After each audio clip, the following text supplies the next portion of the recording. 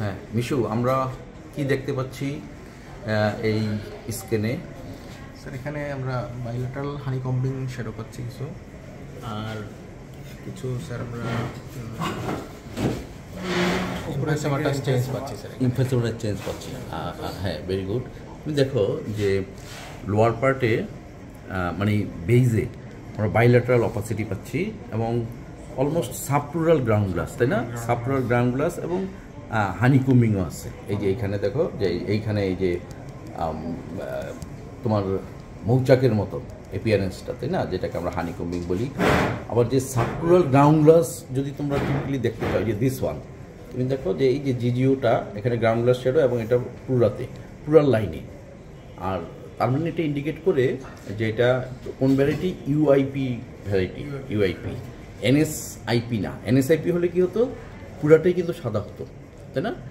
From একদম medial two lateral পুরাটাই তোমার সাদা হতো, এবং সাবপ্লুরাল স্পেয়ারিংটা যদি থাকে বা আমরা খুঁজে বের করতে পারি, দ্যাটস গুড। এখন এই পেশেন্টের, আচ্ছা উনি তো ধূমপান করতেন, তাই না, সিগারেট খায়।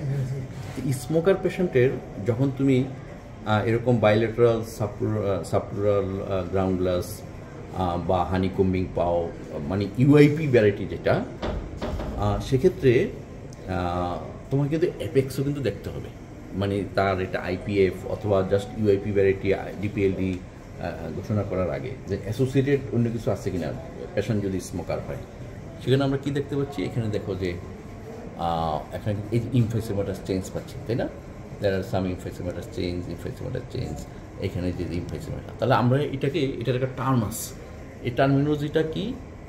এই যে ইনফ্লুয়েন্সার টার্মিনোলজি হচ্ছে CPFE, combined pulmonary fibrosis and influencer. এইটা তোমার মানে একুরেট ডায়াগনোসিস। কারণ এই পেশেন্টকে তুমি যখন মানে অন্ধের হস্তি দর্শনের মতো তুমি যখন অস্কালেট করবা, দেখবা যে এখানে এই এরিয়াতে তুমি বেসিক্যালি পুরো এক্সপ্রেশন পাবা। তো তুমি বললা যে এটা সিউপিডি। আবার আমি গিয়ে দেখলাম যে আরে এখানে তো বাইলেটারাল অ্যানিমিস্মেটিক ক্রেপস আছে, তো আমি বলে দিলাম ডিপিএলডি। কিন্তু আসলে কিন্তু এটা দুইটাই মানে কম্বাইন্ডলি আছে। এখন তুমি হয়তো বলতে পারো যে এটা তো ডাবল প্যাথোলজি হতে পারে, সিউপিডি উইথ আইএলডি আমি বলবো কিনা। তোমার পরীক্ষায় তুমি সিপিএফই বলতে পারো, কারণ যে পেশেন্ট সিপিএফই ডেভেলপ করবে সে জেনেটিক্যালি সে ডিটারমাইন্ড যে একই সঙ্গে আমি সিউপিডি এবং ইনফ্লুয়েন্সা আইএলডি ডেভেলপ করবো। আবার এমন হতে পারে সে এক প্যাথোলজির জন্য সিউপিডি ডেভেলপ করছে, আরেক প্যাথোলজির জন্য ইউএপি মানে আইএলডি ডেভেলপ করছে, সেটা হতে পারে। কিন্তু পরীক্ষায় ডিডি হিসাবে COPD with ILD R provisional হিসাবে সিপিএফই বলা যায়। অথবা আমি যদি প্রভিশনাল সিউপিডি উইথ আইএলডি বলি, ডিডিতে তোমার সিপিএফি কম্বাইন্ড পালমোনারি ফাইব্রোসিস ইনফ্লুয়েন্সা বলতে পারি। এবং এখানে আমরা কোনো ব্রঙ্কিকটিক চেঞ্জ পাচ্ছি না, হ্যাঁ, বাইলেটারাল শ্যাডো। তাহলে এই যে ক্রেপস, এই ক্রেপসটা ব্রঙ্কিকটিসের ক্রেপসের চেয়ে একটু ডিফারেন্ট হবে, আনজিপ দ্য বেলক্রো। এবং এটা আমরা হার্ট ফেলিউরও বলবো না। হার্ট ফেলিউরের কিন্তু মেইন অপাসিটি এই ক্রিপিটেশনস মিডিয়ালি থাকবে, হোয়াইটটা গ্রাউন্ড গ্লাস শ্যাডোটা ল্যাটারালি থাকবে না, এখানে বরং ল্যাটারাল স্পেয়ারিং থাকবে। এখানে কিন্তু ল্যাটারাল ওয়ালই আমি গ্রাউন্ড গ্লাসটা আর প্রমিনেন্ট পাচ্ছি।